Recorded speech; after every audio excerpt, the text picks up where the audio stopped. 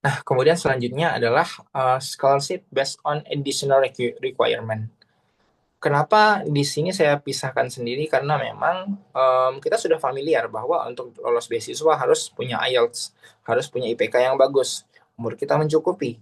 Namun, ada beberapa syarat-syarat tambahan yang harus dipenuhi. Dan biasanya ketika kita tidak memenuhi syarat itu, terkadang ada beasiswa yang menerapkan penalti langsung, ada juga yang ketika syarat itu tidak terpenuhi, kita akan gugur di bagian seleksi administrasi di awal. Contoh adalah beasiswa yang mewajibkan pulang ke negara asal, misalkan LPDP ataupun AAS milik Australia. Jadi kita punya ikatan dinas harus pulang selama berapa tahun tertentu untuk melanjutkan pekerjaan kita sebagai bentuk pengabdian kepada negara asal begitu.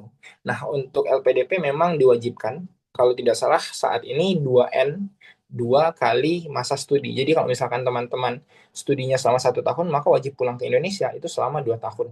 Nah, kalau untuk AAS, sebenarnya mereka itu tidak secara terang-terangan menekankan kembali ke Indonesia. Tapi, ketika teman-teman ikut AAS, teman-teman setelah lulus nanti harus keluar dari Australia selama durasi 2 sampai 4 tahun, dan baru bisa kembali lagi ke Australia. Sehingga lebih mudahnya mereka menyebutnya harus kembali ke negara tujuan setelah menyelesaikan studi. Tapi kalau misalkan nanti sudah selesai studinya, silakan bisa balik lagi ke Australia gitu. Kemudian sudah harus memiliki pengalaman kerja. Nah, untuk memiliki pengalaman kerja ini, dia durasi bekerjanya bermacam-macam, tergantung dengan jenis beasiswanya. Misalkan chevening itu mewajibkan kita memiliki pengalaman kerja selama kurang lebih 2.800 jam. Atau kalau dikonversi menjadi ukuran tahun, dia sekitar kurang lebih 2 tahun pengalaman kerja. Kemudian di AAD Helmut Schmidt itu di beberapa kampus itu berbeda-beda. Misalkan University of Erfurt, dia mewajibkan untuk kita memiliki pengalaman kerja selama 5 bulan. Ataupun di University of Passau biasanya cuma sekitar 3 bulan dan sebagainya. Itu harus dicek kembali karena kadang beasiswa seperti di AAD ini kan dia beasiswa yang menjadi konsorsium bagi beberapa kampus untuk membentuk satu pola studi bersama begitu. Nah, kadang beberapa kampus itu memiliki pengalaman requirement pengalaman kerja berbeda-beda. Begitupun dengan Erasmus Mundus Masters of Public Policy. Nah, khusus untuk Erasmus Mundus MAP ini memang sangat diwajibkan untuk memiliki pekerjaan, tapi durasinya sekitar 6 sampai 1 6 sorry, durasinya sekitar 6 bulan sampai 1 tahun. Namun tidak semengikat Chevening dan juga tidak selonggar Helmut Schmidt. Beberapa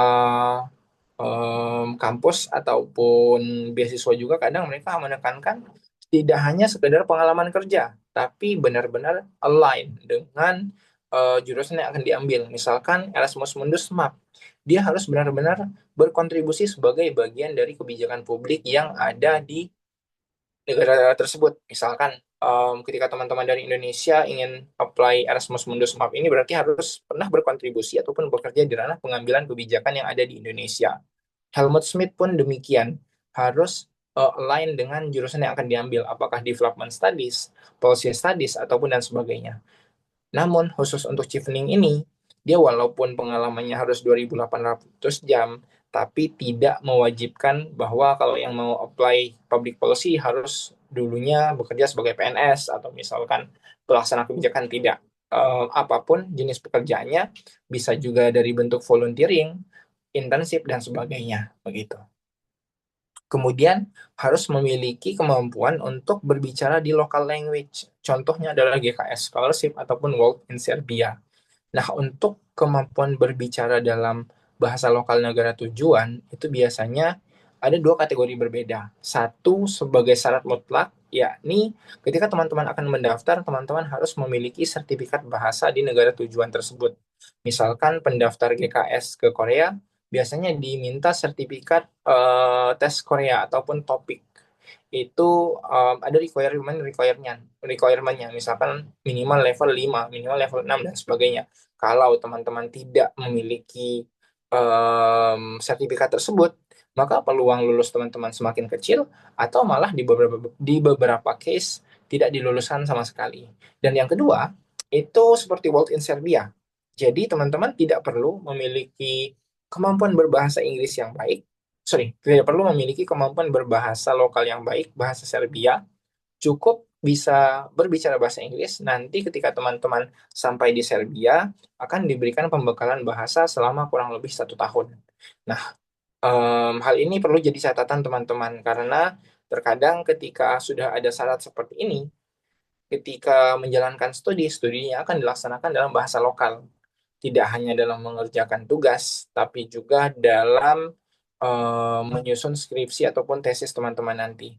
Makanya nanti teman-teman silahkan dicek kembali persyaratannya dan dilihat bagaimana kesiapan teman-teman untuk belajar bahasa baru tersebut. Jangan sampai, oke, World in Serbia kayaknya pesaingnya dikit, udah saya ke Serbia aja. Tapi pas sudah sampai di Serbia, ternyata nggak bisa menuntaskan masa setahun untuk belajar studi dan mendapatkan sertifikat yang mereka wajibkan sebelum memulai studi. Akhirnya apa? Dipulangkan kembali ke Indonesia, teman-teman.